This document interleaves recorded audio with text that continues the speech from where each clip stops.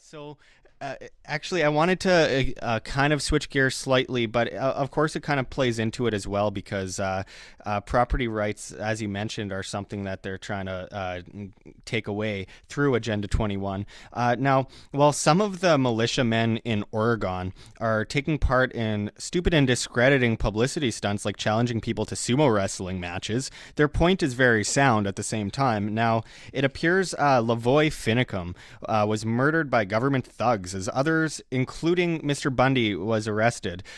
Considering you've served on the Western Montana Bureau of Land Management Resource Advisory Council, I must ask your thoughts on what's happening in Oregon, as well as the previous situation at the Bundy Ranch in Nevada, because after all, as is mentioned on the BLM website for the Western Montana RAC, your motto is making significant progress towards consensus. Well, one of the things that I've learned in serving in some of these different capacities and committees that there are an awful lot of well-intended and even very nice folks that are involved in federal and local government, as well as just advisory boards that don't have a clue about the depth of control that is being exercised on all of their activities. And we had a discussion. I was at a RAC meeting, as a matter of fact, day before yesterday, and I suggested they were putting together the agenda items for the next meeting we'll have in 3 months, and I suggested that they needed to invite Jennifer Fielder, Senator Jennifer Fielder, who is now, I believe, the main speaker for the American Lands Council, to come and talk to them about the public lands issue and how that relates to Montana and how it relates to the BLM and some of the other federal lands, and to dispel some of the distortions that I had heard at some of these various RAC meetings. I did that because I thought it was important that the people on this committee understand exactly what the truth is about the American Lands Council and about the push to take federal lands and put them under stronger control by the states. I'd heard a lot of mis and disinformation on what that whole process was all about, and I thought this would be a fair way to air that information and to put Jennifer, she willingly would put herself as a target of this group if they would listen to what she had to say, and then they could challenge her on anything that she said. I'll tell you, I was attacked when I suggested that, and it was with absolutely no doubt about it. They did not want to hear one word about the American Lands Council or anything coming out of them. And it was the citizen group as well as the government folks were the ones that indicated they didn't want to hear it. Well, if you can't hear it, how are you going to know what the truth is? Yeah, I hate to get too far into conspiracy theory here, but do you think some of these people might be insiders with the United Nations? Because, of course, there is this push to kind of put this whole agenda into different, different states, and to try and implement these things from the inside out. And, have you...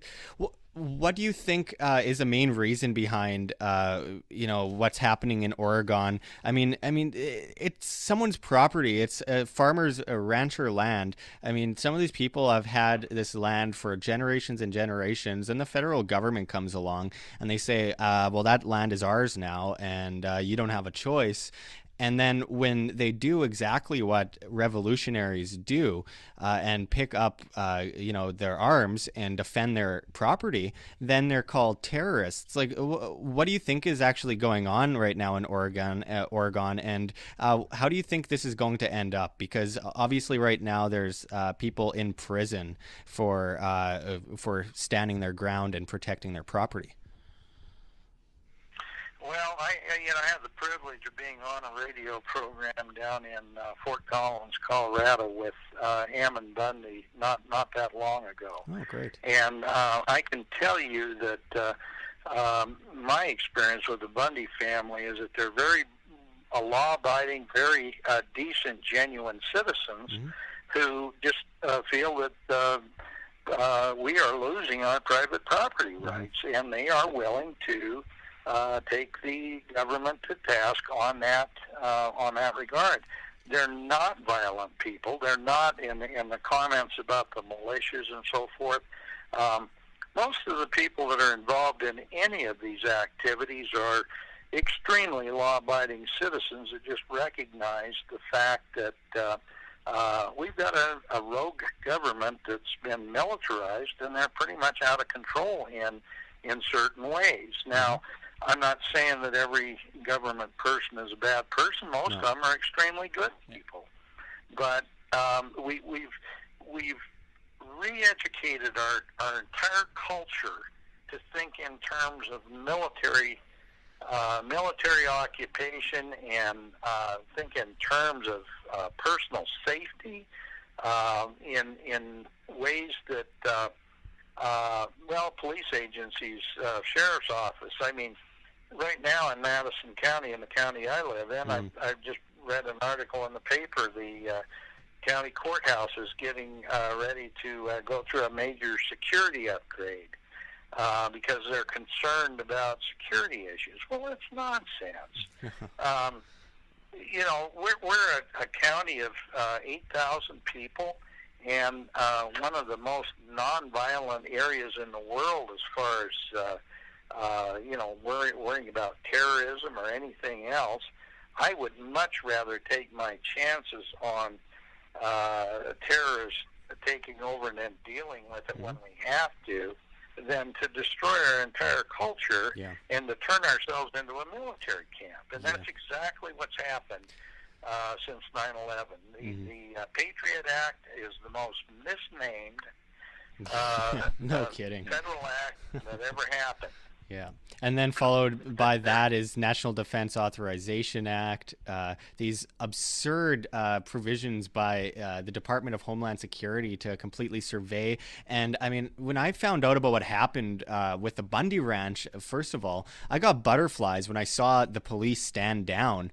And, these people are just exercising their constitutional rights. If I were to trust anyone, it would be them. They're the most law-abiding people you'll find, and they are standing for the ability to have voluntary action and not be controlled by a higher power that they didn't consent to. And I think it's quite amazing that people see them as terrorists. Some people say, well, one man's freedom fighter is another man's terrorist. Well, I would trust these guys over, government thugs in, body armor and, machine guns any day. And these people are actually standing for peace. They're standing for your ability to not be controlled. And I think that it's something that Americans and Canadians alike have lost sight of since the Constitution was written all those years ago. And I mean, let's remember the Constitution just enables your natural rights that you're born with. And no government can take rights. No government can give rights. Well, I should rephrase that. Government can try and take rights, and obviously it is today. But I think it's up to us as individuals, whether that be Canadian or American or British, etc. We're all going down the same road in this kind of world empire that they're creating. As nefarious as that sounds, it should sound that way, because that's exactly what it is.